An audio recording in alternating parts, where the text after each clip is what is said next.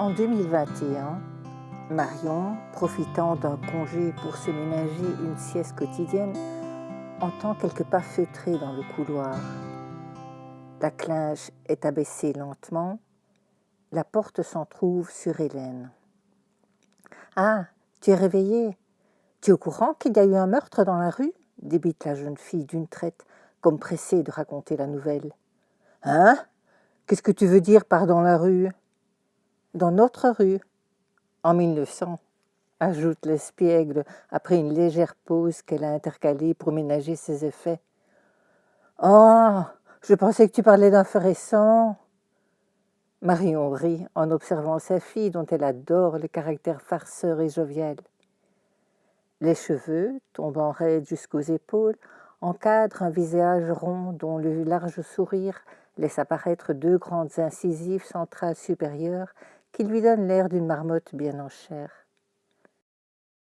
Les yeux brun clair, teintés d'une lueur verte, pétillent d'intelligence et de joie de vivre tranquille derrière les lunettes papillons de teinte marron façon écaille. Les lèvres, égales et charnues, d'un rosé tendre, ponctuent la joue gauche d'un début de fossette. Le nez droit est pointillé de taches de rousseur. La peau blanche respire la fraîcheur de ses 17 ans. Marion répond.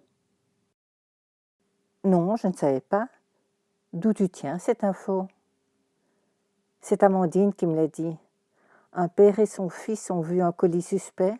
Le père a envoyé son fils chercher un comment c'était déjà ? Pas un gardien de la paix, un policier, l'aide sa mère. Oui, un policier, on va dire. Et ils ont découvert le cadavre d'une petite fille découpée en morceaux. Oh, dis, quelle horreur! Que s'est-il passé? On ne le sait pas. Le meurtre n'a jamais été élucidé. On l'appelle le petit ange de la rue des Hirondelles. Eh bien, soupire la mère en se levant. Ayant quelques heures avant de se préoccuper du repas, Marion, intriguée par ce que lui a dit sa fille, s'installe à son bureau et lance une recherche. Ange de la rue des Hirondelles, Bruxelles, tape-t-elle dans le moteur de recherche. Aucun résultat, hormis un plan montrant la rue. Elle remplace le terme ange par meurtre, ajoute 1900 et relance la machine. Mon Dieu, se dit-elle en lisant les titres des articles trouvés. Elle en choisit un, le petit ange dépecé de la rue des Hirondelles. Ouvre le lien et se met à lire. Un soir de février 1906, un machiniste du théâtre de l'Alhambra. Il y avait un théâtre à l'Alhambra, s'étonne Marion qui ne connaît que le parking de ce nom. Envoie son fils chercher un garde-ville. Voilà le mot qu'Hélène cherchait. Il a en effet découvert un colis suspect à la hauteur du numéro 22. Le garde-ville lui demande d'emporter le paquet au commissariat où il coupe les cordes, puis déchire le papier puant. Il voit apparaître un caban bleu, une robe à carreaux, une étoffe blanche qui semble être un tablier. Aussitôt le paquet complètement ouvert, apparaît le corps incomplet d'une fillette aux yeux bleus, aux paupières mi-closes, aux longs cheveux blonds. L'enfant a été contrainte d'avaler une importante quantité d'alcool blanc et a été violée, selon les médecins légistes. Le corps, mutilé avec une précision professionnelle, a été lavé par le mystérieux dépeceur.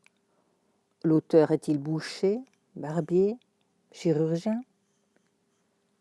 Quelques minutes plus tard, deux hommes poussent la porte du poste de garde. Ils viennent, disent-ils, signaler au garde-ville la disparition d'une fillette âgée de 8 ans, Jeanne Van Kalk, dit Janneke, dont ils sont sans nouvelles depuis 19 heures. Janneke habitait chez ses grands-parents, quai aux Pierres de Taille. Son opa, ou grand-père, employé à la compagnie exploitante de lignes de tram, exerçait également les fonctions de contrôleur au Théâtre Flamand.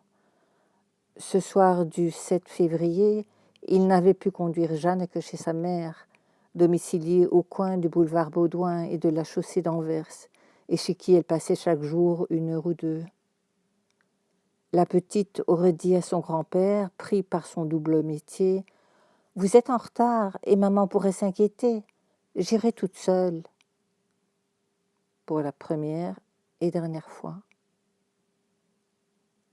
Les jambes seront retrouvées dans 2 autres paquets 2 jours plus tard.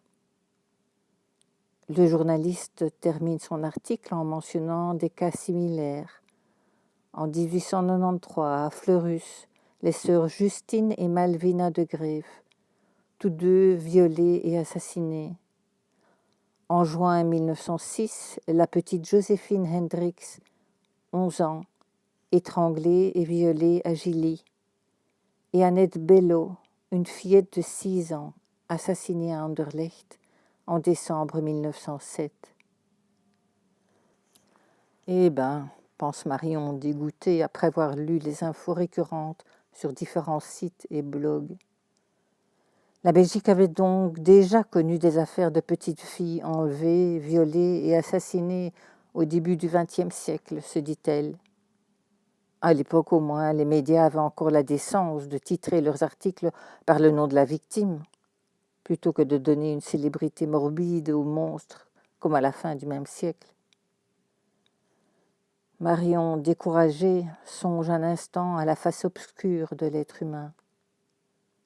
Si seulement on pouvait créer une société où les gens vivraient en petite communauté, s'entraidant, se protégeant mutuellement, assurant la sécurité des enfants des uns et des autres.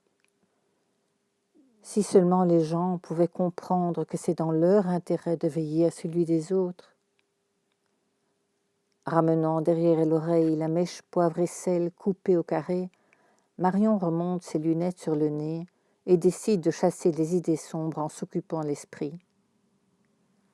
Rêveuse, introvertie, parfois inquiète, elle se pose de nombreuses questions.